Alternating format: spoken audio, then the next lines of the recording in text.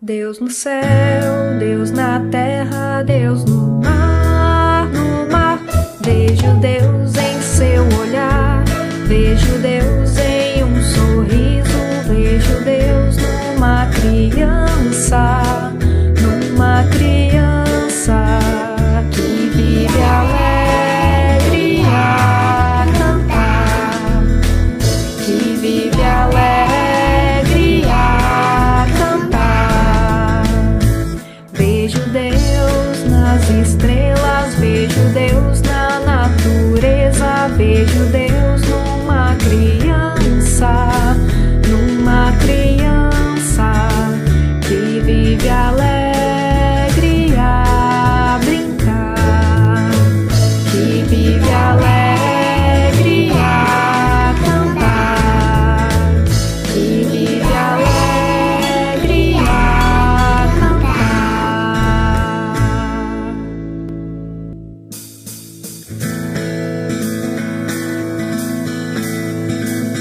Vejo Deus em seu olhar, vejo Deus em um sorriso, vejo Deus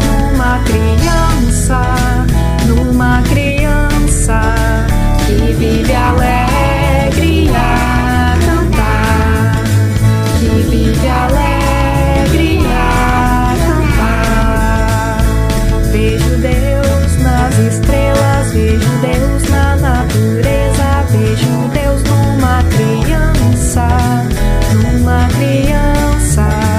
que vive alegre a brincar, que vive alegre a cantar, que vive alegre a cantar, que vive alegre a brincar, que vive alegre a cantar, que vive alegre a cantar.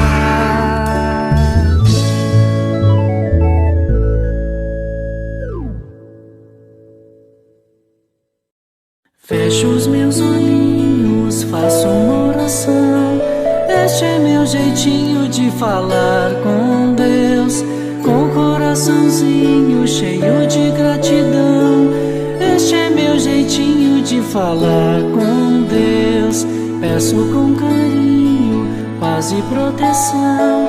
Este é meu jeitinho de falar com Deus. Lembro do irmãozinho em dor e aflição. Este é meu jeitinho de falar com Deus.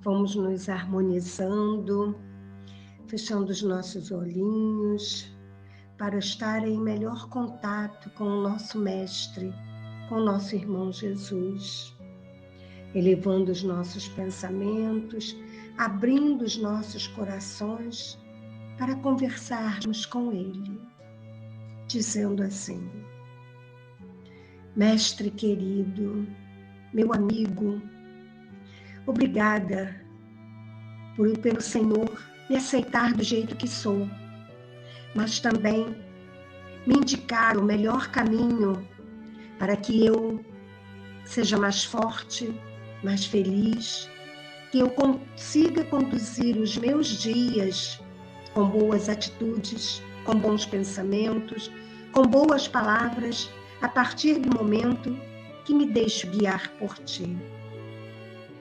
Que a Tua paz envolva a mim, a todos aqueles que amam, a todos os meus irmãos em humanidade. Que possamos juntos estar contigo, assim como Tu estás conosco. Que possamos ser cada dia um pouquinho mais melhor do que já fomos, crescendo, estudando, aprendendo, evoluindo, refletindo sobre as Tuas palavras, os Teus ensinamentos. Obrigada, Senhor, pela Sua paciência comigo.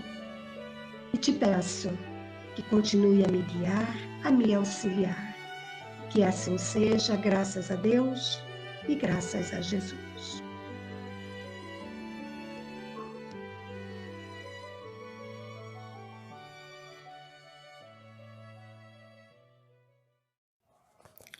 Olá, meus amores. Hoje a gente vai falar sobre Judas e sobre o perdão e o auto-perdão. Então, talvez um dos problemas que cometem a mente humana seja o sentimento de culpa e a dificuldade que nós temos de lidar com o perdão dos outros e de si mesmo, de nós mesmos. Quando cometemos faltas leves, médias ou graves, elas ficam gravadas na nossa consciência.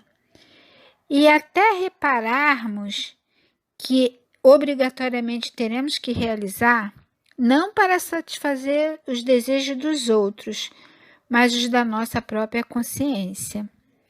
Então, os erros cometidos em vidas passadas não desaparecem por encanto e necessitam ser reparados, porque, ao contrário, eles passam a nos incomodar aqui ou no além.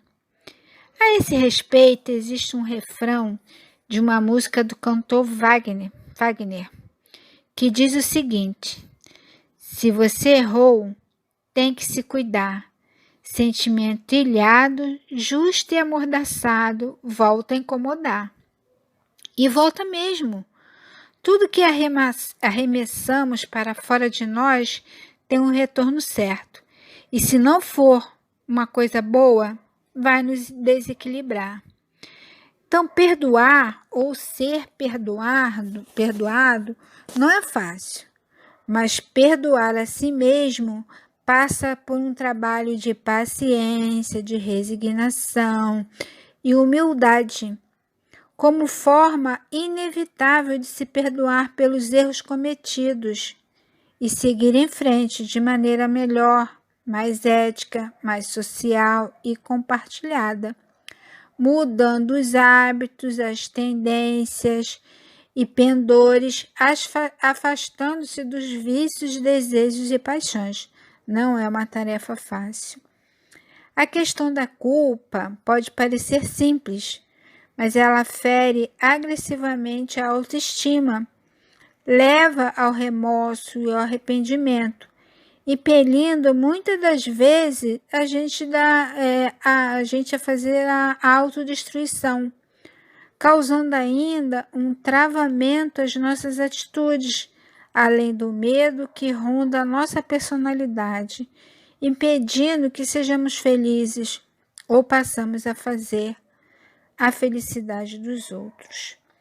O perdão para os outros deve ser total e restrito, sem nenhuma exigência que possa humilhar o outro. E quando é concedido de coração, é muito melhor para quem perdoa, que retira dos ombros o peso difícil que carrega. Então, quando Jesus adverte para perdoar 70 vezes 7, elevou o perdão ao máximo, ou seja, perdoe sempre, porque todos nós somos de alguma forma infratores da vida e necessitamos do perdão. Quando estabelecemos um sentimento de culpa que necessita de reparação, estabelecemos uma tela mental de grande resistência, levando-nos a reviver constantemente o erro praticado e que muitas das vezes não conseguimos aceitar, mas está registrado em nossa memória de forma irrefutável. Podemos esconder dos outros, mas não de nós mesmos, Porque está na nossa consciência e ela sempre vai nos fazer lembrar. Então, perdoar a si mesmo é entender que o nosso próximo é a matéria-prima com a qual temos que trabalhar para a nossa própria felicidade. Dificilmente seremos felizes se não estivermos dispostos a fazer a felicidade dos outros. Quando conseguimos plantar nos corações daquele que nos cercam a alegria e a felicidade dos outros nos buscará, aqui ou no outro lado da vida. Então, o auto-perdão também é muito importante. né? A gente reconhecer que errou, a gente se perdoar, mas acima de tudo, a gente tentar acertar de novo. E agora a gente vai para a historinha. Vamos lá? Até o meu amigo em que eu confiava e que comia o meu pão levantou contra mim o seu calcanhar. Salmos capítulo 41, versículo 9.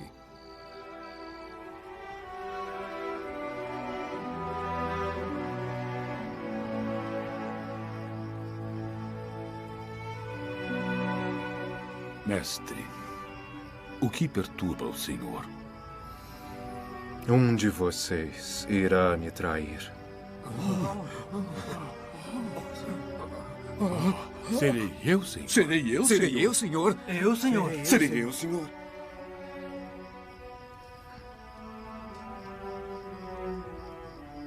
Serei eu, Senhor. Você o disse. O que você já concordou em fazer, faça rapidamente.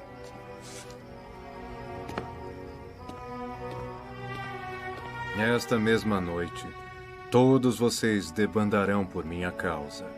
Eu não me importo se algum de nós debandar. Eu permanecerei fiel, aconteça o que acontecer. Pedro, esta mesma noite, antes que o galo cante, você me negará 3 vezes. Bem, galerinha do Geal, vocês viram aí o vídeo, a gente vai falar um pouquinho sobre ele, né? O vídeo trata sobre um pequeno trecho da história de Jesus, que é conhecido como a Última Ceia, que foi a refeição que aconteceu antes da prisão e da morte de Jesus. A gente percebeu que o vídeo começa com um trecho bíblico que está escrito lá no livro dos Salmos e que nos descreve uma traição.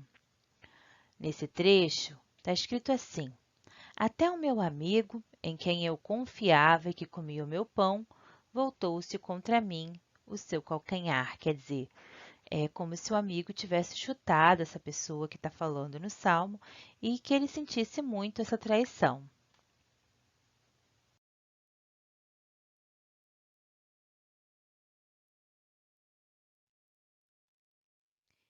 E é isso que a gente vê no vídeo também, né? Que Jesus já demonstrava tristeza no início da refeição, porque ele sabia o que iria acontecer.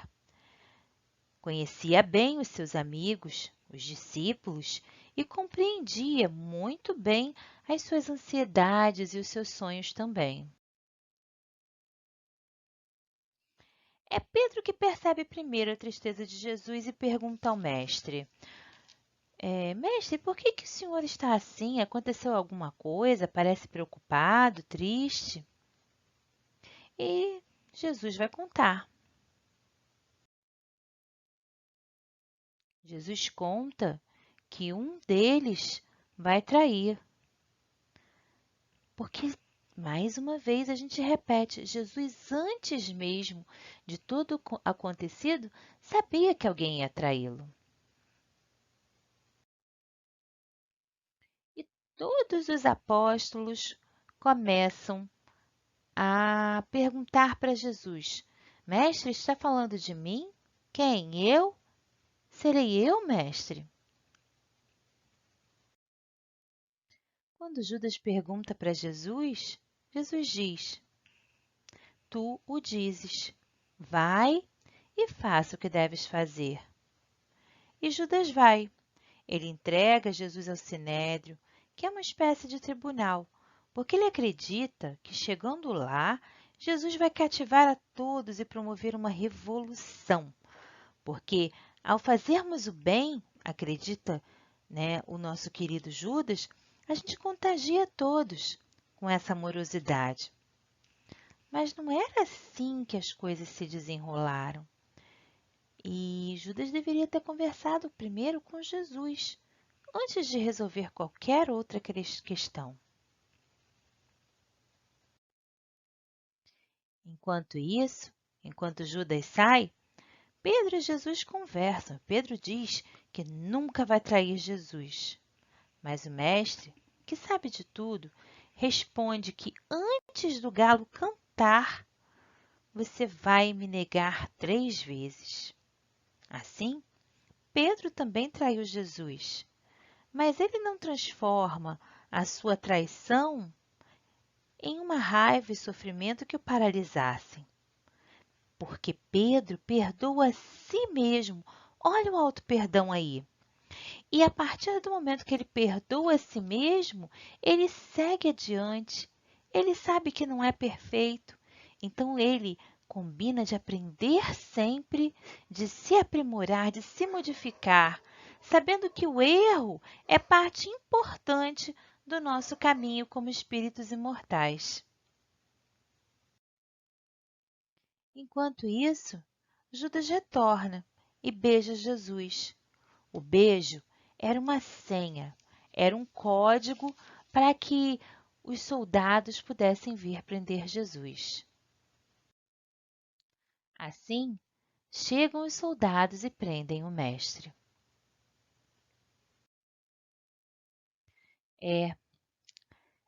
Judas estava iludido mesmo. Em sua combinação com os poderosos, ele vai receber um saco com 30 moedas de prata. Mas não era esse dinheiro que ele procurava receber. O que Judas queria era que Jesus tivesse melhores chances de se colocar como governante, libertador e líder do povo judeu. Mas para Jesus, o seu reino era o reino de Deus, que não é do mundo material, porque existe no abrigo dos sentimentos de cada um, porque existe em nossos corações. Assim que viu o que fez, Judas se arrependeu. Ele caiu em sofrimento profundo. Acabou perdendo-se. Perdeu-se na vida, perdeu-se do mundo. É como nos diz aquela expressão famosa, lá onde Judas perdeu as botas. Isso quer dizer que ele se perdeu da vida. Se perdeu por conta da desesperança e pela desolação de ser errado, de ter errado. Ele ficou tão triste com o erro que ele tinha cometido que não conseguiu olhar para si mesmo e desistiu da vida. Sabia que Jesus era um grande amigo e entendeu que não era aquilo que Jesus queria. Mas aí não dava mais para voltar atrás no que tinha feito. E foi isso que o entristeceu ainda mais. Por outro lado, assim que pôde, Jesus foi consolar Judas, encontrando ele na vida após a morte. Mas Judas não conseguia ainda perdoar a si mesmo. E ele passou séculos e séculos de angústias e muito sofrimento. Mas Jesus não abandona ninguém. Jesus não abandona nenhuma de suas ovelhinhas. Cuida de cada alma, mesmo que estejamos no erro, mesmo que a gente tenha errado feio.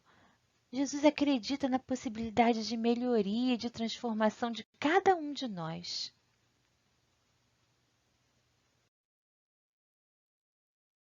Foi por isso que Jesus pediu a Maria, sua mãe, que resgatasse seu amigo, Judas, assim que fosse possível, assim que ele tivesse algum equilíbrio.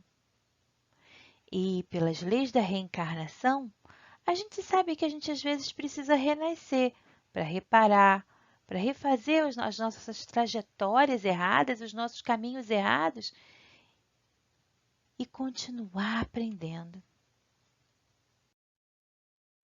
Por isso, assim que estava equilibrado, Judas retornou ao mundo, ao nosso planeta Terra, vestindo a roupagem de Joana d'Arc.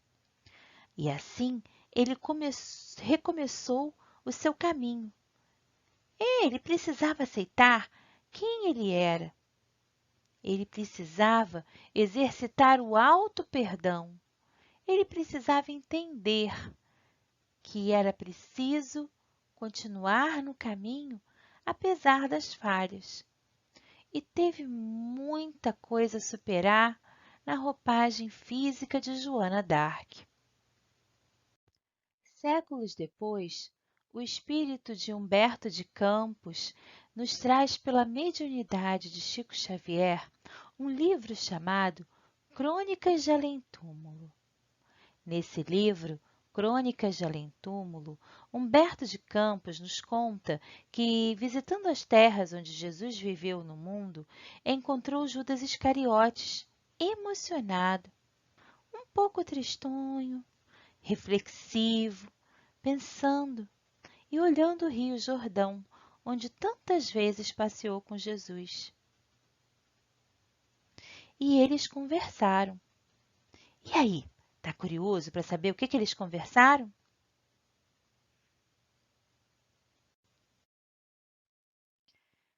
Judas contou para Humberto que tinha errado sim, mas que tinha refeito sua trajetória, buscado se renovar no caminho e que, sim, tinha vendido uma amizade por 30 moedas e tinha se arrependido disso, mas refez o seu caminho, enquanto muita gente ainda fica preso nos erros e nas falhas, vendendo o Evangelho porque não acredita que pode ser alguém melhor.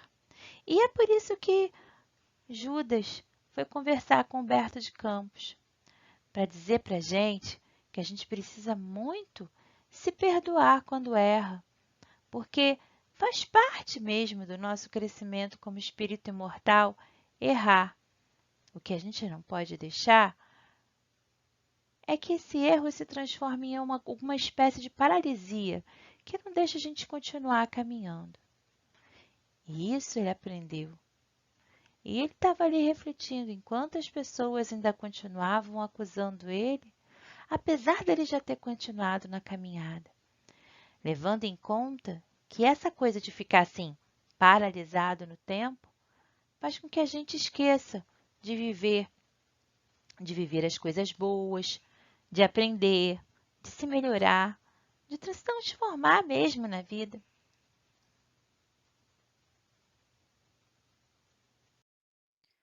Por isso, a gente acha importante deixar um recado de um outro livro psicografado pelo Chico Xavier. Nesse caso, é do livro Paulo e Estevão, aonde Paulo recebe um grande lema para que ele pudesse levar para a vida dele, que é: ama, trabalha, espera e perdoa.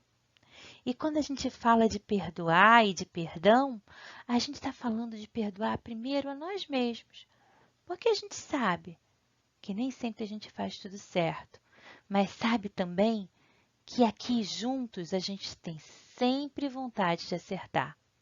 Então, essa era a nossa história de hoje. Espero que a gente possa se perdoar se acontecer alguns errinhos aí pelo caminho e vamos continuar refletindo a partir da atividade que a gente vai realizar. Um beijinho e até a próxima! Olá, galerinha do GEAL! Tudo bem com vocês? Espero que sim! Vamos começar agora a nossa atividade. E como vocês podem perceber, é um quebra-cabeça. Vamos tentar formar a imagem juntos? Primeiro, nós vamos selecionar aquelas pecinhas com ponta. Vamos tentar colocar as que tem uma ponta, né? Na direita, a da esquerda na esquerda, para ficar mais fácil pra gente. Movendo essa pecinha aqui. Essa aqui é de uma outra ponta. Vamos ver se eu consigo achar. Essa daqui tem uma parte reta, que deve ser nessa parte aqui de cima. Essa aqui tem outra parte reta. Olha, eu acho que eu já consigo encaixar aqui uma parte desse manto verde. Ah, encaixei. Essa aqui parece que é o restinho da cabeça desse senhor. Já vemos 2 homens aqui. Olha, aqui tem uma parte do manto verde. Vou tentar encaixar. Aqui tem uma frestinha do manto azul, de um manto azul, né? E de um sapato. Também encaixou. E eu acho que essa daqui cabe o restante do banco. E não encaixamos. Deve ser outra peça. Vamos procurar. Será que essa daqui... Ah, agora sim está correto. Vamos tentar então formar essa parte de cima. Será? Encaixamos. Vamos achar outra peça aqui com o restante desse pano, né? Que aparentemente está aqui cobrindo a porta. Faltou as imagens do meio. Para facilitar a gente, vamos procurar aquelas que tem essa parte aqui reta. Olha, essa daqui não encaixa aqui, mas encaixa essa? Não, também não. Vamos ver se encaixa desse lado aqui, ó. Ah, também não. Agora sim, encaixou. Vamos procurar essa outra aqui que encaixa com o restante da parede e finalmente a última peça aqui da parte de cima. Agora vamos tentar completar os rostinhos. Essa aqui encaixa pelo cabelo do rapaz, que é aqui, do homem que está em vermelho. Essa aqui encaixa com completar o rosto do outro rapaz aqui, do outro senhor. E finalmente, a última. Vocês conseguem reconhecer essa imagem? Ela estava na nossa história.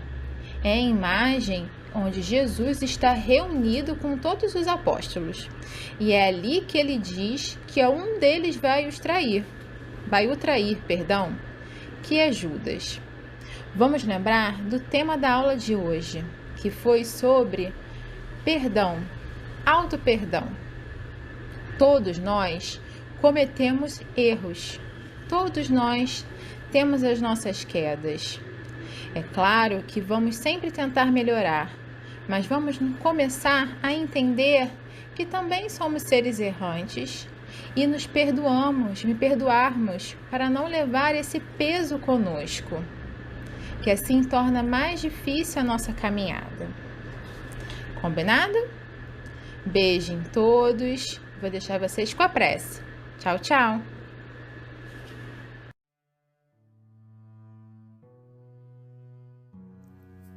Chegamos ao final do nosso estudo, com o coração alegre, por essa oportunidade de estarmos juntos, estudando, por essa oportunidade de reencarnação.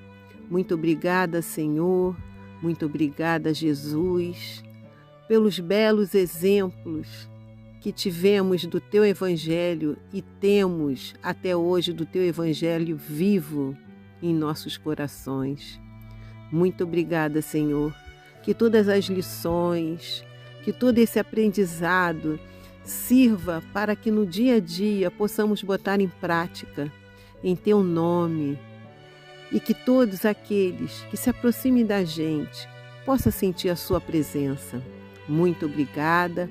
Damos por encerrado o nosso estudo de hoje. Graças a Deus, graças a Jesus.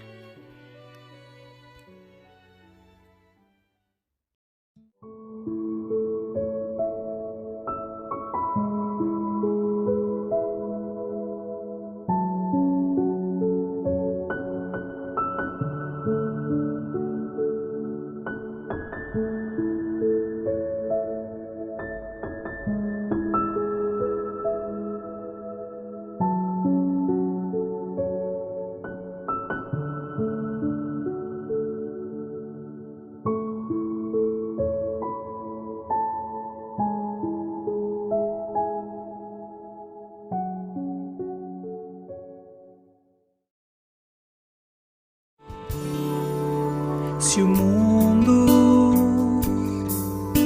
difere os sorrisos e os sonhos, não perca a fé, confie então e trabalhe. É hora de agir e ir à luta, olhar pro céu de nosso chão, estender a mão, cumprir então, plantar a paz e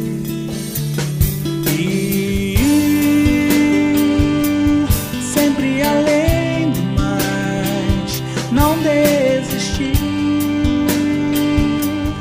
acreditando em nós e persistir. É hora de agir e sempre além do mais, não desistir, acreditando em nós e persistir. É hora de agir. Se o mundo difere os sorrisos e os sonhos,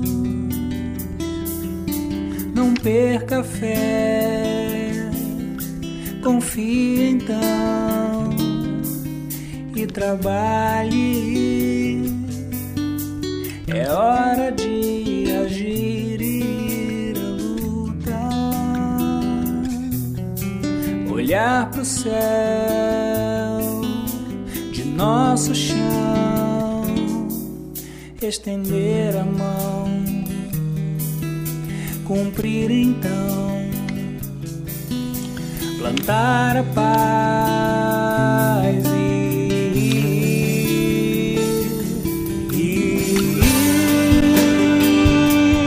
sempre além do mais, não desistir, acreditando em nós e persistir. É hora de agir e sempre além do mais, não desistir, acreditando em nós e persistir.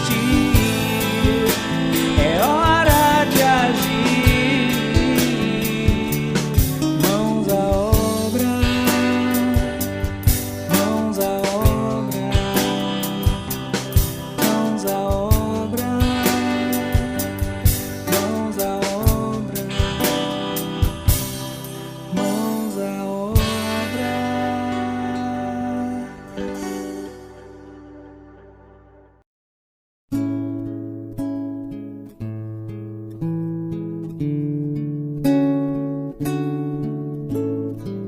Nem todos aqueles que dizem Senhor, Senhor, entrarão no reino dos céus. Senhor, em seu nome,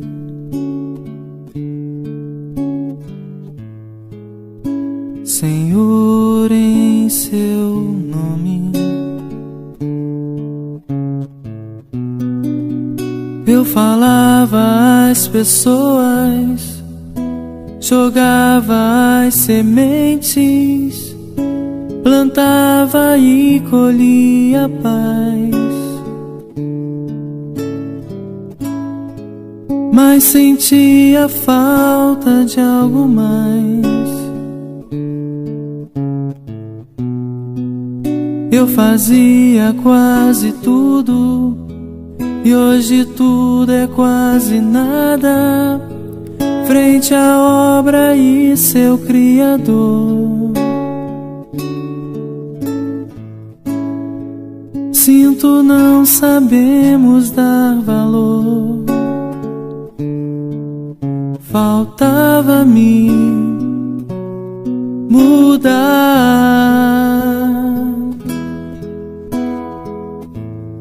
e tentar me encontrar e tentar me conhecer, Senhor.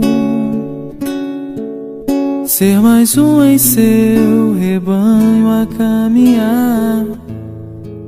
Não me cabe só falar, também cabe agir e me tornar um instrumento seu a melhorar.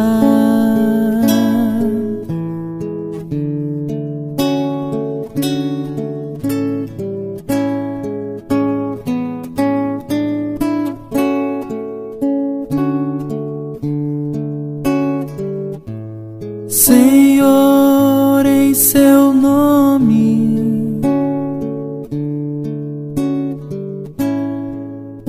Senhor, em seu nome,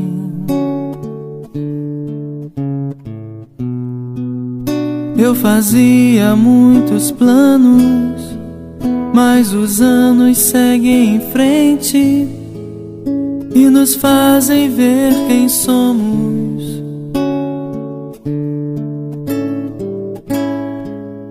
Cometemos 1000 enganos. Eu queria ser o leme, mas agia como âncora, retardando meu caminho. Sou meu próprio espinho. Faltava-me mudar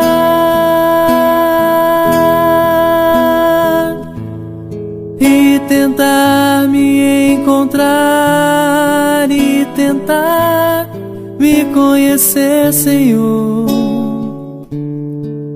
Ser mais um em seu rebanho a caminhar.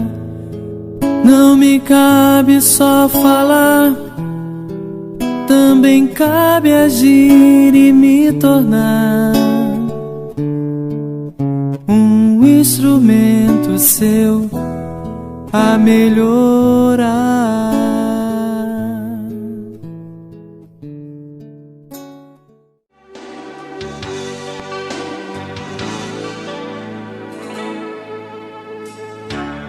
O trabalho é divino compromisso, estímulo do céu guiando-nos os passos e atendendo a semelhante lei. Usaste ambas as mãos em nossos braços, enquanto estiver entre os homens, meus irmãos, que eu me esqueça em trabalho e me lembre das mãos, e me lembre das mãos, que eu busque tão somente a luz que me acena. Quero um trabalho apenas, que eu seja alguém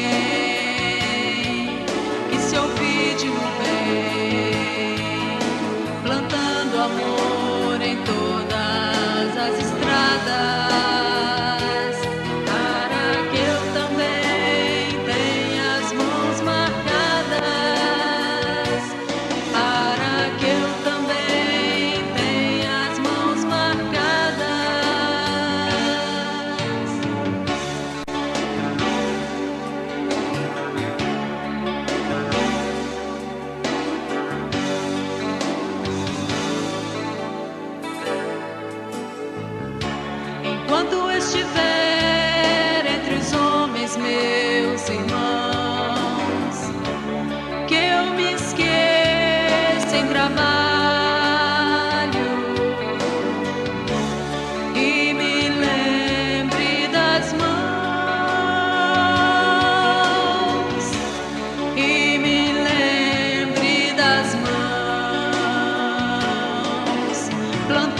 amor em todas as estradas,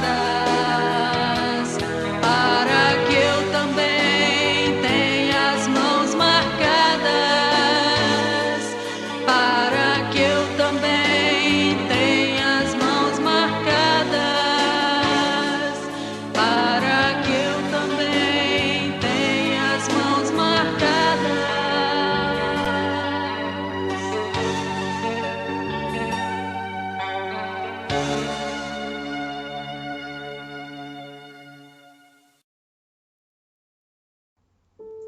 Avisos de novembro. Dedo, Departamento Doutrinário. Estudar para compreender. Compreender para amar. O estudo espírita conduz o discípulo ao esclarecimento, que é base de segurança, condição essencial à paz.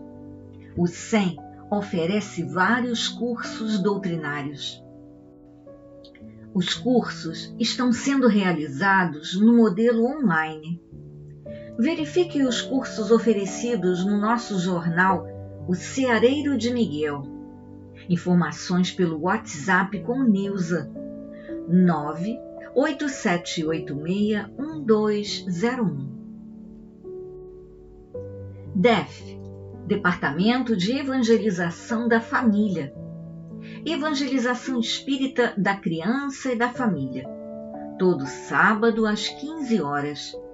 Todas as atividades estão sendo realizadas virtualmente. Mocidade Espírita Pedro de Alcântara, MEPA. Nossa mocidade retornou ao presencial temporariamente em um novo dia e horário. Domingo, das 9 às 10h30. Evangelização de bebês, de 0 a 3 anos.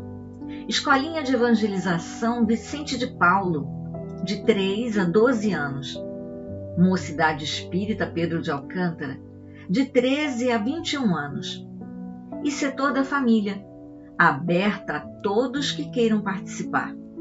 Informações pelo WhatsApp com Miriam, 997969017. DEA, Departamento Assistencial. Mãos que doam amor nunca ficam vazias. Recebimento de doações no SEM, de segunda a sexta-feira, no horário de 9h30 às 12h e de 13 às 16h30. Necessitamos de sua colaboração doando os seguintes itens que compõem nossas cestas básicas: açúcar, arroz, café, farinha de mandioca, feijão, fubá, leite em pó, macarrão, molho de tomate, óleo, sal, creme dental, sabão em pedra e sabonete. Caso prefira contribuir financeiramente para a aquisição desses itens, bem como das mensalidades ou doações, sua contribuição pode ser feita por Pix no CNPJ 4242901/0001-07 ou depósito em conta corrente do Centro Espírita Miguel, mesmo CNPJ, Banco do Brasil 001, Agência 1524-5, Conta Corrente 130025-3. É importante que as operações sejam informadas por e-mail sem@tesouraria.gmail.com ou pelo WhatsApp 991586760. Apadrinhe uma criança neste Natal. As fichas de cadastro e maiores informações com Carmélia no DEA. WhatsApp 992432206 ou pelo e-mail carmelia.maia.fonseca gmail.com. Precisando conversar? Você não está sozinho. Procure nosso atendimento fraterno. Atendimento fraterno presencial. Domingos, de 9 às 10 horas. E às quintas-feiras, de 13h30 às 14h30. No virtual, faça um agendamento pelo WhatsApp 21 95904 9094 ou pelo e-mail 100.atendimentofraterno@gmail.com ou ligue para 21 97506-2671 às terças-feiras de 9 às 11 horas. Campanha de irradiação pela paz. CERJ, 15º CEU. Todas as terças-feiras às 9 horas no canal do YouTube do 15º CEU CERJ oficial. Retornamos ao presencial e o uso da máscara é opcional. Reuniões públicas, domingos às 9 horas e às quintas-feiras às 14h30. Fluidoterapia, às terças-feiras às 19h30 e às quartas-feiras às 9 horas. Prece da Saudade. Retornamos ao presencial em novo horário, às quintas-feiras, às 18 horas. Acompanhe nossas reuniões pelo canal do YouTube. Fluidoterapia, às terças-feiras, 19h30, e a reunião pública, sextas-feiras, às 20 horas.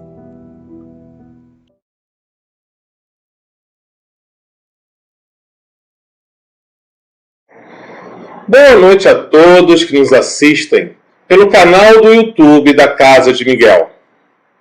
Espero que todos estejam bem e que as boas vibrações possam nos envolver a partir deste momento. Meu nome é Renato Ferreira e sou trabalhador desta casa. E é um enorme prazer estar aqui com vocês. Reforçando os avisos dados anteriormente nesta transmissão, informamos que a Casa de Miguel já voltou com as reuniões públicas no formato presencial, ficando apenas a reunião pública de sexta-feira às 20 horas no formato online. Todas as informações vocês encontrarão no link postado aqui na descrição deste vídeo, com o título Avisos do 100 novembro 2022.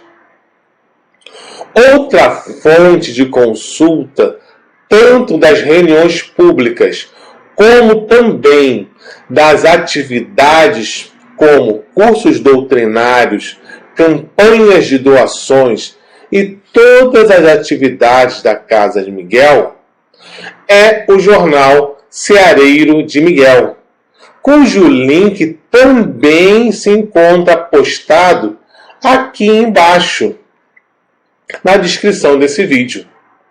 Não deixem de ler e ficar bem informados a respeito das nossas atividades.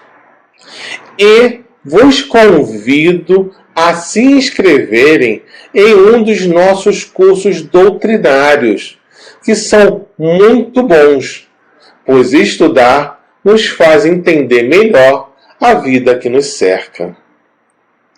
Pois bem, na nossa programação da noite de hoje, teremos o desenvolvimento do tema Os Trabalhadores da Última Hora.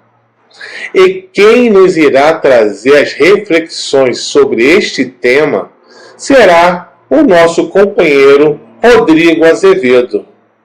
Mas antes, teremos a nossa irmã Grazi fazendo a leitura da página inicial, que tem o título Em Nosso Trabalho.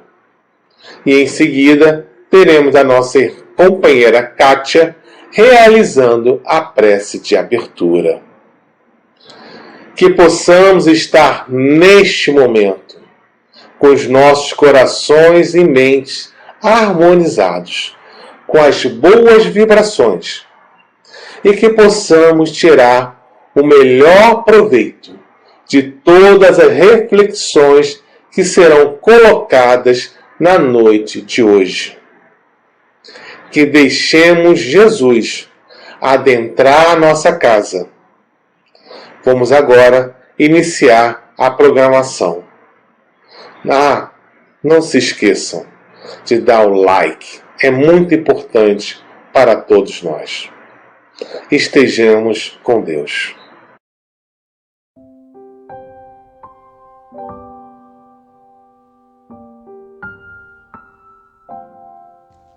Do livro Vinha de Luz, psicografia de Francisco Cândido Xavier, pelo Espírito Emmanuel. Em nosso trabalho. Porque toda casa é edificada por alguém, mas o que edificou todas as coisas é Deus. Paulo. Hebreus, capítulo 3, versículo 4. O Supremo Senhor criou o universo. Entretanto, cada criatura organiza o seu mundo particular. O arquiteto divino é o possuidor de todas as edificações. Todavia, cada espírito constrói a habitação que lhe é própria. O doador dos infinitos bens espalha valores ilimitados na criação. Contudo, cada um de nós outros deverá criar valores que nos sejam inerentes à personalidade.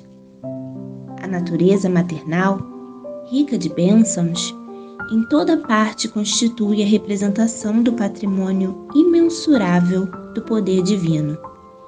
E em todo lugar onde existe alguém, aí palpita a vontade igualmente criadora do homem, que é o herdeiro de Deus. O Pai levanta fundamentos e estabelece leis. Os filhos contribuem na construção das obras e operam interferências. É compreensível, portanto, que empenhemos todo o cuidado em nosso esforço individualista nas edificações do mundo, convictos de que responderemos pela nossa atuação pessoal em todos os quadros da vida. Colaboremos no bem, o entusiasmo de quem reconhece a utilidade da própria ação nos círculos do serviço, mas sem paixões destruidoras que nos amarrem às ilhas do isolacionismo. Apresentemos nosso trabalho ao Senhor diariamente e peçamos a Ele destrua as particularidades em desacordo com seus propósitos soberanos e justos, rogando-lhe visão e entendimento.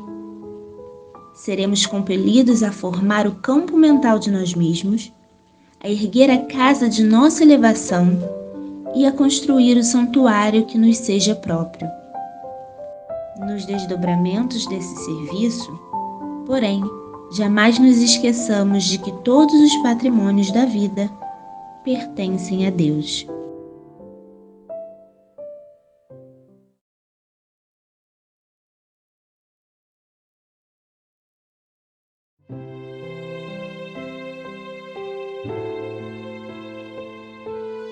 Boa noite, amigos. Mais uma noite já envolvidos por toda a ambientação que foi nos ofertada, sentindo-se já essas vibrações que tocam os nossos corações. Que nesse momento possamos então unir os nossos pensamentos, formar uma corrente fluídica, que ela possa ser elevada a Deus Pai, a Jesus, nosso Mestre e Guia, a Mãe Maria Santíssima, a toda a espiritualidade da Casa de Miguel, primeiro para agradecer essa oportunidade que nós estamos tendo mas também para pedir a nosso Mestre Jesus.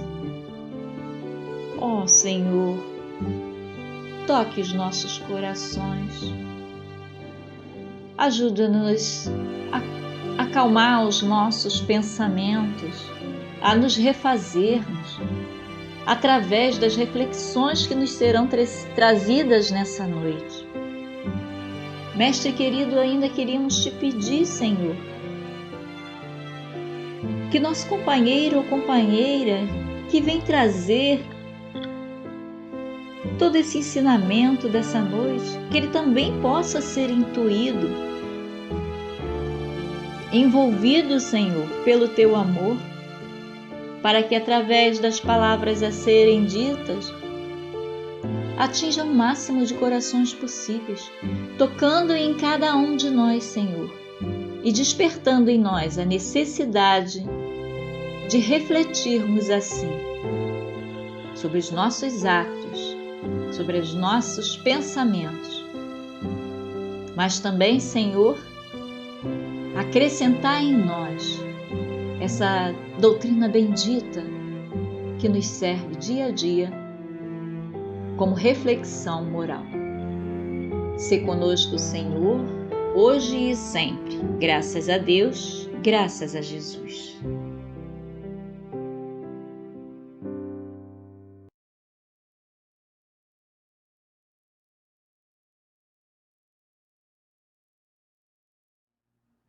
Uma boa noite a todos. É uma alegria muito grande estarmos na nossa casa, o Centro Espírita Miguel. Gostaríamos de agradecer à direção da casa, pois na condição de estagiários da vida, nós sabemos que a obra é do Cristo, mas a oportunidade de trabalho é toda nossa. Então, muito obrigado por essa oportunidade. Na noite de hoje, nós estudaremos o capítulo 20 do Evangelho segundo o Espiritismo, os trabalhadores da última hora. Disse-nos o Mestre de Nazaré: o reino dos céus é semelhante a um pai de família, que saiu de madrugada para ir buscar trabalhadores para sua vinha, tendo convencionado com os primeiros que lhes pagaria 1 denário pelo dia de trabalho.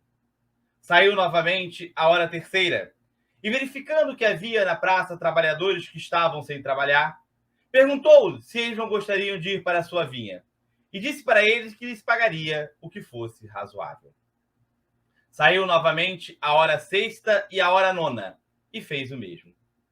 Saindo mais uma vez à 11ª hora do dia, e verificando que havia na praça trabalhadores que estavam desocupados, indagou a eles: o que vocês fazem a esta hora do dia sem trabalhar? E os trabalhadores então lhe disseram: Senhor, ninguém nos contratou, ninguém nos assalariou. Então disse-lhes o pai de família: vinde vós também para a minha vinha. E eles foram. No final do dia, o pai de família, o senhor da vinha, mandou que o seu administrador pagasse os trabalhadores, começando pelos últimos e indo até os primeiros. Quando chegou a vez de pagar aqueles que chegaram na 11ª hora do dia, deu a eles 1 denário. Quando foi pagar aqueles que chegaram na 1ª hora do dia, deu a eles também 1 denário.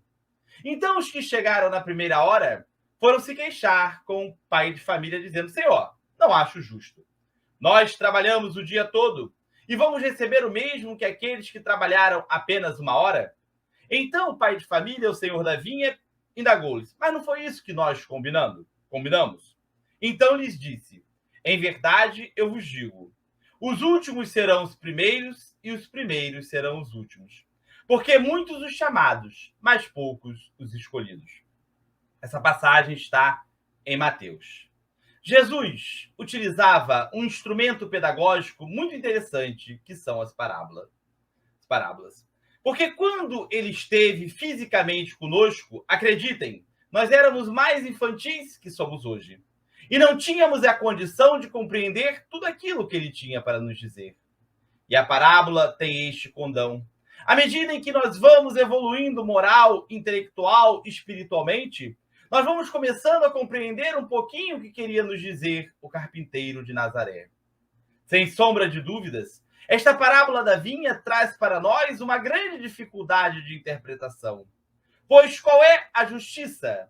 Uma pessoa trabalha o dia todo e vai receber o mesmo que aquela que trabalha apenas 1 hora? Quem são os trabalhadores da primeira hora? Os trabalhadores da primeira hora são os profetas, é Moisés. Quem são os trabalhadores da terceira, da sexta e da 9ª hora? São os apóstolos, são os mártires do cristianismo, são os pais da igreja, são os sábios e são os filósofos. Quem são os trabalhadores da 11ª hora? Somos nós, os espíritas. O que Jesus quis nos dizer quando falou que os últimos serão os primeiros e os primeiros serão os últimos? Jesus quis nos dizer que a obra é uma só. E que obra é esta, Rodrigo? O progresso do planeta e da família terrena. Para Deus, não existe o passado ou o futuro. É sempre o presente, porque suas leis são imutáveis. E nós, os trabalhadores da 11ª hora, os trabalhadores da última hora, fomos anunciados e preditos pelo próprio Messias. Porque quando Jesus, um pouco antes de despedir fisicamente da terra, disse aos seus mais próximos: eu já não permanecerei muito tempo mais convosco, e não tenho a condição de vos dizer tudo, pois vocês não compreenderiam. Mas eu vos enviarei o Consolador.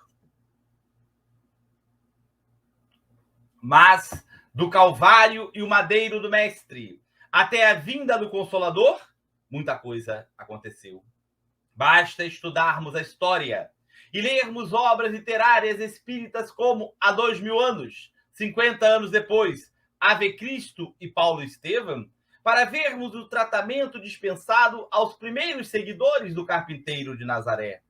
As cruzes, os tonéis de azeite fervendo, a morte nas arenas pelas mandíbulas das feras africanas. Saulo de Társio iniciou uma perseguição insana aos cristãos em Jerusalém, até que no ano de 313 da era cristã, o imperador romano Constantino autorizou o culto cristão. E no final daquele século IV, em 384, o cristianismo passou a ser a religião oficial do Império Romano, substituindo o paganismo. Mas o Império Romano já não duraria mais tanto tempo, pois no ano de 476 ele seria extinto.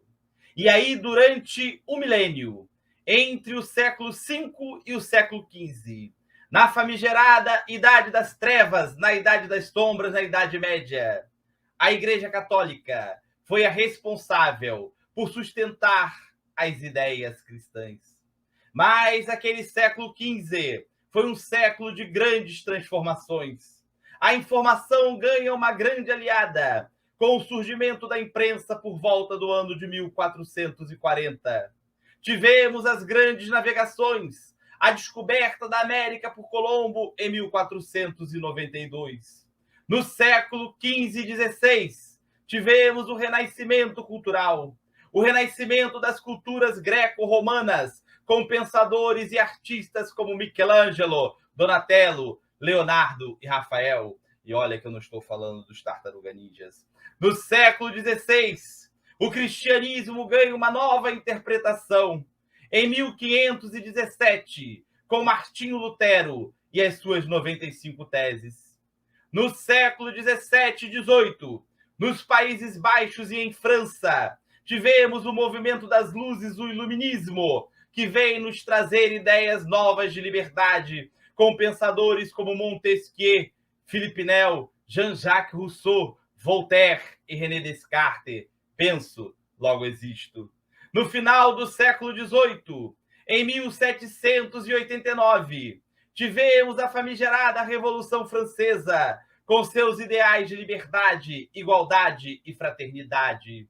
Estava edificado o caminho para o Consolador prometido, porque nós não temos como pensar em doutrina espírita sem admitir que todos somos livres, iguais e devemos ser fraternos.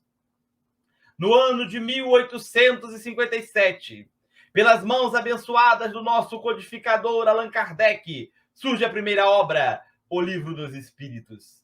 Depois tivemos o Livro dos Médiuns, o Evangelho segundo o Espiritismo, o Céu e o Inferno e a Gênese. No século XX, a pátria espiritual continuava nos brindando com obras ditadas pelos nossos irmãos, como André Luiz, Emmanuel, Bezerra de Menezes, Joana de Ângeles e tantos outros. Eis o Consolador prometido, a terceira revelação, a nossa querida doutrina espírita, esta religião, ciência e filosofia. Eu, como todo bom espírita, a primeira obra que li há 14 anos atrás foi O Nosso Lar. E fiquei extremamente empolgado, pensando como eu não havia imaginado isto antes. Uma cidade espiritual, a vida continuando além túmulo. E pensei cá com os meus botões, eu quero ir para o nosso lar. Apesar de não ter uma pizzaria, uma hamburgueria, uma comida japonesa, eu vou ficar bem, porque nosso lar é só sopa e água. Mas quando eu li a segunda obra, Os Missionários da Luz, confesso aos amigos que fiquei com o pé atrás, com a pulga atrás da orelha. Nos fala do cuidado que devemos ter ao comer, ao beber, as questões do sexo. Mas quando eu li a terceira obra, voltei. Quase eu desisti de estudar. Nos narra a história de irmão Jacó, um grande trabalhador da doutrina espírita, que ao retornar para a pátria espiritual, descobre que não estava nas condições que imaginava. A doutrina espírita é esta ferramenta, esse instrumento poderosíssimo que auxilia em nossa transformação. É uma verdadeira Ferrari. E quem está de posse de uma Ferrari precisa chegar mais longe na estrada da vida chamada reencarnação. Porque no Evangelho de Lucas, Jesus nos diz: a quem mais é dado, mais será cobrado. E a nós espíritas, muito é dado, portanto, muito será cobrado. A doutrina espírita, então, é esta ferramenta, esse instrumento poderosíssimo que auxilia em nossa transformação, que foi capaz de auxiliar um homem como Cláudio Nogueira, do livro Sexo e Destino. Cláudio Nogueira era casado com Dona Márcia e tinha uma filha chamada Marina, e criara como filha Marita, que na verdade era filha da empregada que desencarnou quando Marita ainda era uma criança. Mas ao se tornar uma jovem e bela mulher, Marita, Cláudio Nogueira, cedendo às suas más inclinações e às influências de seu amigo espiritual chamado Moreira, entre parênteses, obsessor, passou a assediar sexualmente Marita, de tal modo que marca para ela um falso encontro com Gilberto, seu ex-namorado. Gilberto agora namorava Marina, mas Gilberto liga para Marita e marca o encontro. Mas quem vai é Cláudio Nogueira. E Cláudio Nogueira ataca sexualmente Marita, que consegue fugir. Mais ultrajada, Marita decide-se pelo suicídio. Então ela vai até a farmácia de um velho conhecido chamado Salomão e pede para Salomão um remédio para amenizar o sofrimento de seu cãozinho, que já padecia há muitos dias. Mas Salomão, tocado pela influência de irmão Félix, espírito protetor daquela família, percebe as intenções de suicídio de Marita e entrega para ela um remédio para dormir, um calmante. Após tomar aquele calmante, naquela noite, Marita dorme em uma das belas praias da zona sul do Rio de Janeiro e é despertada pela manhã por um homem que tentava abusar sexualmente dela. Então, ela foge mais uma vez, correndo pelas ruas do bairro, e acaba sendo atropelada. Todos imaginaram que Marita havia tentado o suicídio. Quando o hospital liga para a casa de Marita, quem atende é Cláudio Nogueira, que corre para o hospital. E somente no hospital, Cláudio Nogueira consegue contactar Dona Márcia, que estava viajando. Vejam, naquela época não havia esse negócio de WhatsApp, Telegram, a comunicação era um pouco mais complicada. Mas neste momento, Dona Márcia revela para Cláudio Nogueira que, na verdade, Marita era sua filha biológica, pois Cláudio Nogueira tivera um caso com a mãe de Marita, e esta confessara tudo para Dona Márcia antes de desencarnar. Aquela notícia caiu sobre Cláudio Nogueira como um raio, causando-lhe dor, sofrimento e raiva das suas atitudes. Naquele mesmo dia, Salomão, que era espírita, fora visitar Marita no hospital. E indaga de Cláudio Nogueira se ele não poderia retornar no dia seguinte com um confrade de sua casa espírita chamado Augustinho. Augustinho era um empresário conhecido no bairro. Era cliente do banco onde Cláudio Nogueira trabalhava. No dia seguinte, retornam para o hospital Augustinho e Salomão. Após fazerem preces por Marita, Augustinho fica conversando com Cláudio Nogueira e entrega para ele algumas obras literárias espíritas, as quais Cláudio Nogueira passa a estudar. O próprio Moreira, antes algoz de Marita, compareceu-se de toda aquela situação e passou a auxiliar irmão Félix nos cuidados com Marita. Marita, antes de desencarnar, perdoa seu pai, Cláudio Nogueira. Devido a toda aquela dor, todo aquele sofrimento e aos novos conhecimentos adquiridos à doutrina espírita, Cláudio Nogueira está completamente modificado. Após a morte de Marita, ele vai buscar a outra filha, Marina, que estava muito desequilibrada. A transformação de Cláudio Nogueira foi tão grande que, após o seu desencarne, ele recebe a permissão da pátria espiritual para permanecer por mais 10 anos aqui na Terra, auxiliando os seus entes queridos que ainda estavam encarnados. A doutrina espírita é esta ferramenta, esse instrumento poderosíssimo que auxilia em nossa transformação. É uma verdadeira Ferrari. Mas vejam, todos nós, espíritas ou não espíritas, recebemos o auxílio da pátria espiritual. Mas tem um pequeno detalhe. Nós não somos marionetes, fantoches do mundo invisível. Os nossos benfeitores, entre parênteses, anjos guardiões, nos sugerem o bem. Os nossos irmãos menos felizes, entre parênteses, obsessores, nos sugerem o mal.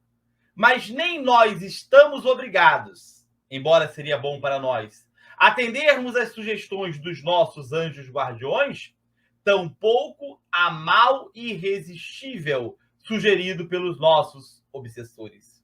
A última palavra é sempre nossa. Nós temos o livre-arbítrio. E no livro No Mundo Maior, nós temos 2 casos que exemplificam bem tudo isso que eu estou dizendo, que é o caso de Cecília e Antonina. Calderário é procurado por uma mãe aflita que diz: irmão Calderário, auxilia a minha querida Cecília, que está quase enlouquecendo. Calderário, então, indaga daquela mãe aflita se a grande oportunidade havia se perdido. E a mãe diz que não. Calderário, André Luiz e a mãe de Cecília vão para a casa de Cecília. Cecília nascera em berço de ouro, mas desde que reencarnou era acompanhada no mundo espiritual por um antigo cúmplice de faltas do passado. Aos 25 anos, sem programar, Cecília engravida. Quem é que ela estava recebendo como filho? Aquele antigo cúmplice de faltas do passado. Mas Cecília renega aquela gravidez e procura médicos para abortar, os quais recusam. Toma drogas tóxicas com o mesmo fim, mas também não dá certo. Mas naquela noite, Cecília exigia que a enfermeira que a acompanhava fizesse o aborto. Nesse momento, Calderário aplica passes magnéticos e Cecília adormece. E desprendida do corpo físico, ela encontra a sua mãe. E a mãe, muito aflita, pede para que ela desista da ideia do aborto. E diz então para Cecília: filha, nós precisamos renunciar, ter esperança para obtermos a vitória. Mas Cecília joga na cara da mãe que ela nunca havia educado para o trabalho e para a responsabilidade. Ao despertar no corpo físico, Cecília estava mais irritada do que quando fora dormir e exige que a enfermeira faça o aborto imediatamente, o que ela faz. Devido a todo o seu desequilíbrio físico-orgânico e aos pensamentos de ódio e de rancor daquele que perdera a grande oportunidade de reencarnar, Cecília desencarna após o aborto. Antonina preparara o seu suicídio na noite anterior, comprando uma dose de remédio. Calderário e André Luiz chegam em sua casa e ao adentrarem em seu quarto verificam que Antonina chorava copiosamente. Calderaro então disse para André Luiz: a nossa irmã Antonina ficou órfã de pai aos 8 anos de idade. Teve que trabalhar para ajudar no sustento da mãe e da irmã. Após o desencarne da mãe e o casamento da irmã, ela pensou em se afastar para cuidar da própria vida. Mas a irmã casou-se com um homem alcoólatra e violento. E para amenizar os sofrimentos da irmã, ela passou a viver com esta, auxiliando o cuidado e a educação dos 4 sobrinhos. Antonina conhece um jovem de sua idade chamado Gustavo. Gustavo esforçava-se para formar-se em medicina, e Antonina passou a auxiliá-lo economicamente com o dinheiro que ganhava como operária de um laboratório. Mas ao se formar médico, Gustavo julgou-se demasiado importante para casar-se com Antonina. E casa-se com uma jovem rica. Antonina está desiludida, desanimada e decide-se pelo suicídio. Calderário aplica passes magnéticos e Antonina adormece. E desprendida do corpo físico, Antonina encontra Mariana, que havia sido sua mãe naquela encarnação, e Márcio, um velho amigo da pátria espiritual. Antonina então diz para Mariana: mamãe, eu não quero mais retornar para o corpo físico. A vida não me tem sido nada favorável. Será que é algum crime querer casar-se e ter filhos? E Márcio então diz para Antonina: minha amiga, como desistir quando a luta está apenas começando? O que são esses sofrimentos considerando a eternidade? Ao despertar no corpo físico, Antonina está completamente modificada. Passou a ver os 4 sobrinhos como os filhos que ainda não pudera ter. Ganhou uma nova razão para aquela existência. Vejam, Cecília e Antonina receberam da pátria espiritual o mesmo auxílio, mas tomaram decisões muito diferentes. Porque a última palavra é sempre nossa. Nós temos o livre arbítrio. E nós estamos na praça, na 11ª hora do dia, e o pai de família vem nos convidar a ir trabalharmos na sua vinha chamada Seara do Bem. Mas a decisão de ir ou não para a vinha chamada Seara do Bem é nossa, porque a última palavra é nossa, porque nós temos o livre arbítrio. Por isso que Jesus, no Evangelho de Mateus, nos diz: muitos os chamados, mas poucos escolhidos. Por que muitos os chamados, Rodrigo? Porque Deus nos chama a todo tempo. O pai de família, o senhor da vinha, saiu na madrugada e chamou os trabalhadores da primeira hora. Mas saiu novamente na 3ª, na 6ª, na 9ª e sai agora, na 11ª hora do dia, para nos convidar a ir para a sua vinha chamada Seara do Bem. Mas por que poucos escolhidos, Rodrigo? Porque quem escolhe ir ou não para a vinha chamada Seara do Bem somos nós. A última palavra é nossa. Nós temos o livre-arbítrio. Mas se nós, hoje, na 11ª hora do dia, decidirmos ir para a vinha chamada Seara do Bem, nós iremos aproveitar todo o conhecimento e toda a liberdade conquistada pelos nossos antecessores, pelos trabalhadores da 1ª, da 3ª, da 6ª e da 9ª hora. Porque é justo que o homem herde do homem. E para nós, hoje, os trabalhadores da última hora, não é mais nos exigido certos sacrifícios e testemunhos que eram exigidos outrora. No livro Ave Cristo, Quinto Varro solicita aos seus superiores que gostaria de reencarnar para auxiliar seu filho Tassiano, que estava nas trevas. E ele recebe a permissão para ficar 1 século aqui na Terra. Mas ao reencarnar, Quinto Varro é levado a dar grandes testemunhos por ser cristão.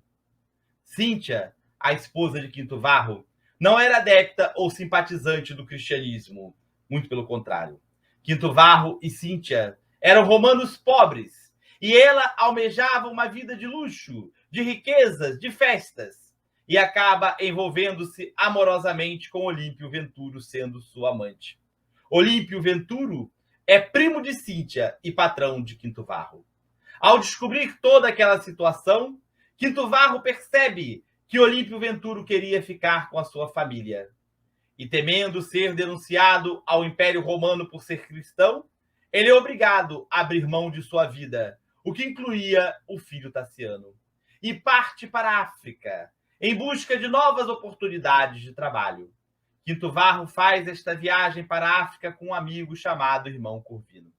Mas Olímpio Venturo trama a morte de Quinto Varro nesta viagem para a África, com um comparsa chamado Flávio. Mas tem um pequeno detalhe. Flávio tinha uma dívida moral com o pai de Quinto Varro. E ao invés de assassinar Quinto Varro, ele mata a irmã Corvino, fazendo todos acreditar que havia matado Quinto Varro. Quinto Varro, então, é obrigado a mudar de identidade. Ele vai para a igreja onde irmão Corvino morava e trabalhava, e ali passa a adotar a sua identidade, a sua personalidade. Muitos anos depois, quando Cíntia estava doente e havia se convertido ao cristianismo e era tida por toda a família como louca, ela vai buscar irmão Corvino.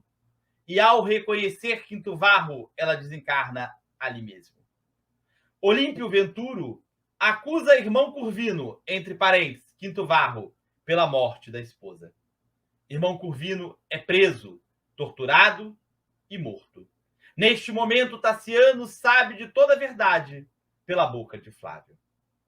Na pátria espiritual, Quinto Varro, que havia recebido a permissão para permanecer na Terra por um século, como não havia encerrado esse período, decide reencarnar mais uma vez, agora com o nome de Quinto Célcio.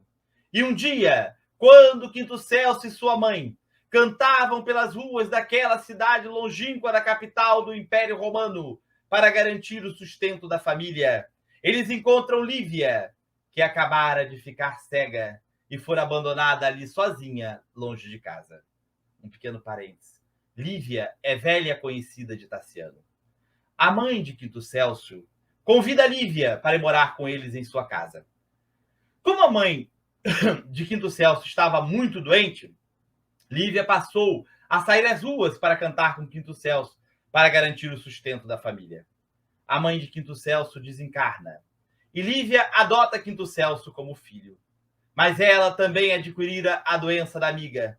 E no instante de sua morte, Lívia reencontra Tassiano e pede para que ele cuide de seu filho Quinto Célcio. Vejam, estão juntos mais uma vez, Tassiano e Quinto Varro, agora com o nome de Quinto Célcio. E Quinto Célcio consegue converter seu pai Tassiano ao cristianismo, de tal modo que eles encerram aquela encarnação nas arenas, sendo devorado pelas mandíbulas das feras africanas. Vejam, para nós, hoje, os trabalhadores da 11ª hora, não é mais nos exigido este tipo de sacrifício, esse tipo de testemunho. O capítulo 20 do Evangelho segundo o Espiritismo nos diz que hoje nós precisamos abrir mão de certos hábitos, sairmos da nossa zona de conforto.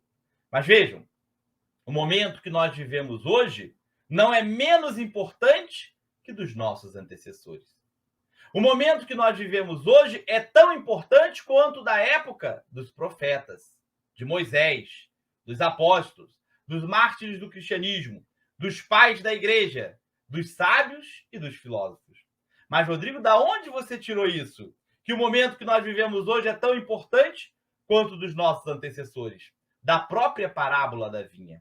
Porque quando, no final da tarde, o pai de família, o senhor da vinha, manda que o seu administrador pague os trabalhadores, começando pelos últimos e indo até os primeiros, mandou dar 1 denário para os que chegaram na primeira hora, mas mandou dar 1 denário também para os que chegaram na 11ª hora. O que Jesus quis nos dizer com isto? Que o momento que nós vivemos hoje é tão importante quanto dos nossos antecessores. Os trabalhadores da 1ª, da 3ª, da 6ª e da 9ª hora. Jesus é o grande timoneiro.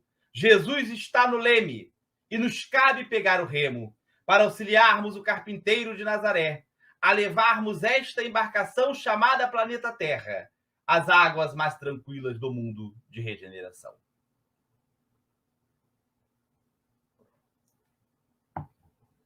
eu tenho uma tia que é um pouco pessimista, a minha querida tia Pilca. E na rua da minha querida tia Pilca, nas quartas tem feira.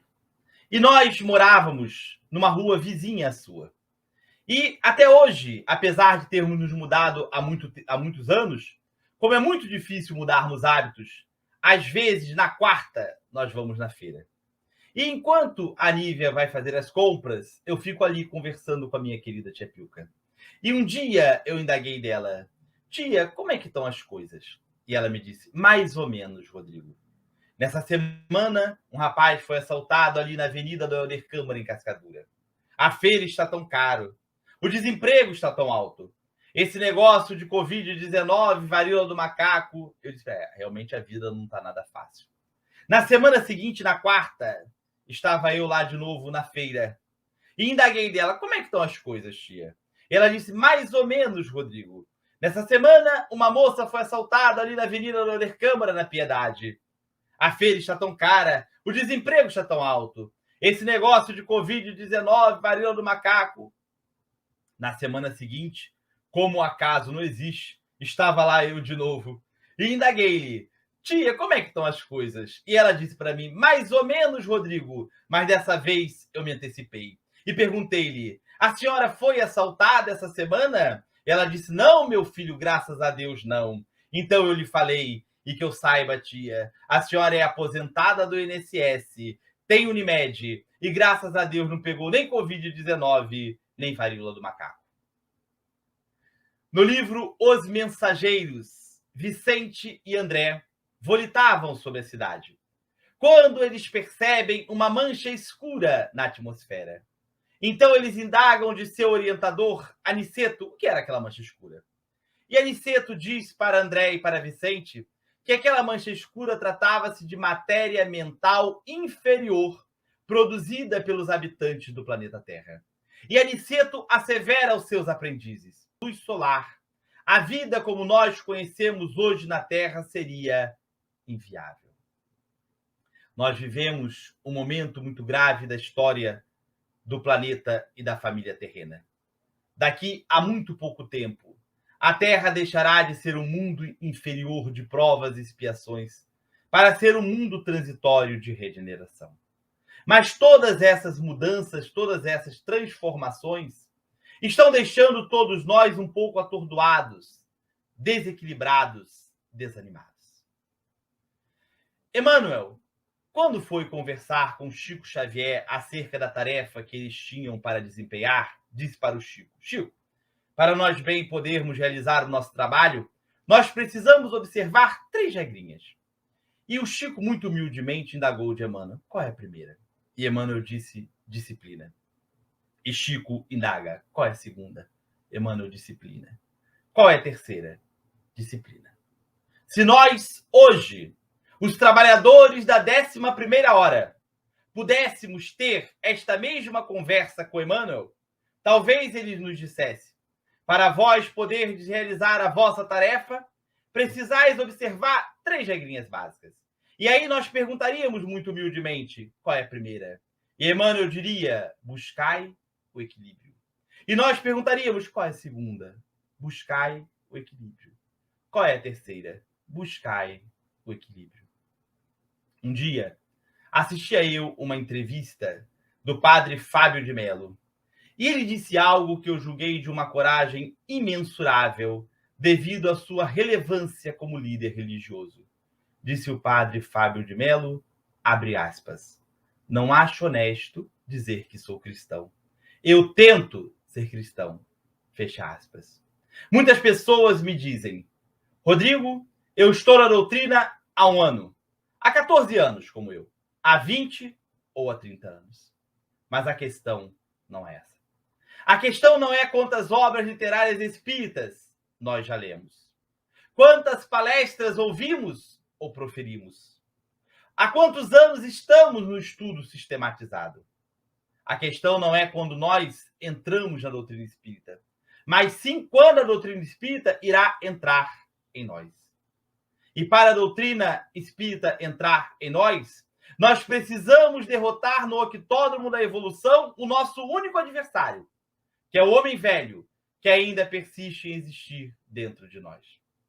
Nós costumamos dizer que reconhece o verdadeiro espírita pelo esforço que faz para domar as suas más inclinações, pela caridade pregada, mas principalmente pela caridade praticada.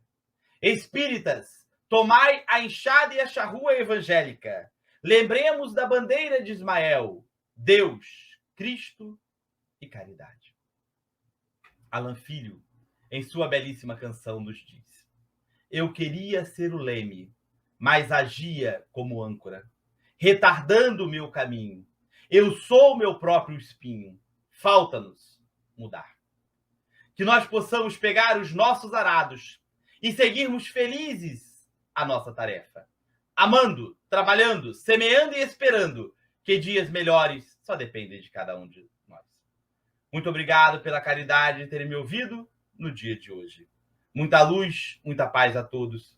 Eu aproveito esta oportunidade para desejar a todos os amigos um Feliz Natal e um próspero ano de 2023.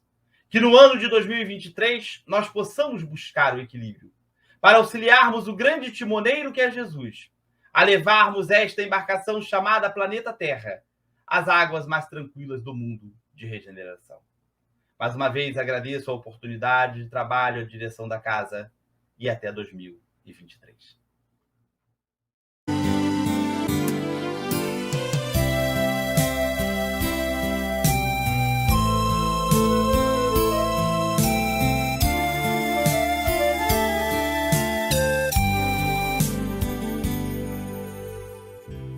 Para semear, somos livres, mas a colheita nunca tarda. O tempo passa, não tem volta. Vamos plantar, a terra é farta. Fomos chamados ao trabalho. Vamos a ele, vamos agora. Aproveitemos essa chance, trabalhadores da última hora. Jesus é luz, irmão, amigo, anunciou para outros tempos o Consolador. Temos agora nas mãos Espiritismo, amor.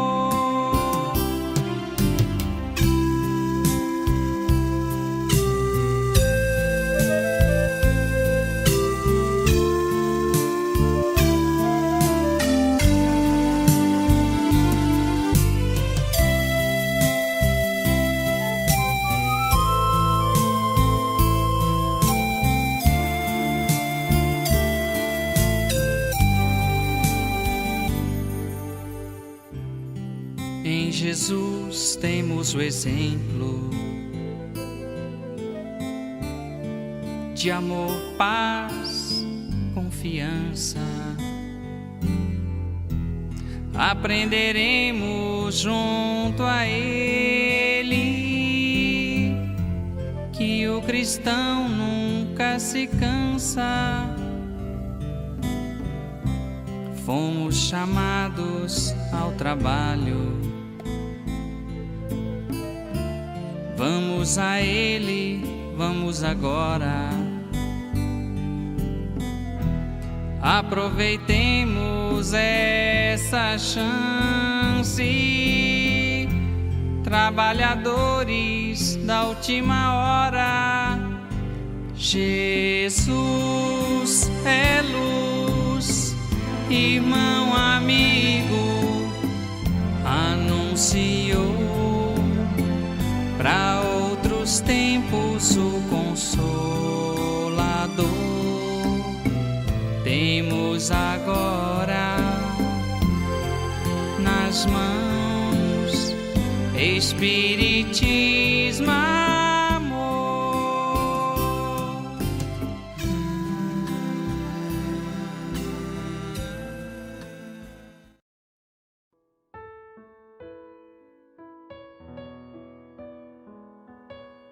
Vamos então acalmar os nossos corações e agradecer primeiramente a Deus, ao grande Mestre Jesus, pela oportunidade de estarmos encarnados nesse momento. Momento este tão importante quanto dos nossos antecessores, nós que também somos trabalhadores da seara do Cristo. Agradecemos, Senhor, pela oportunidade que temos a cada dia, pela oportunidade de nos melhorarmos e de podermos avançarmos e colaborarmos, não só com o progresso do planeta, como com o nosso próprio progresso. Que assim seja, graças a Deus. Então ele veio e disse: já é hora de seguir. E indicou o caminho tortuoso, mostrou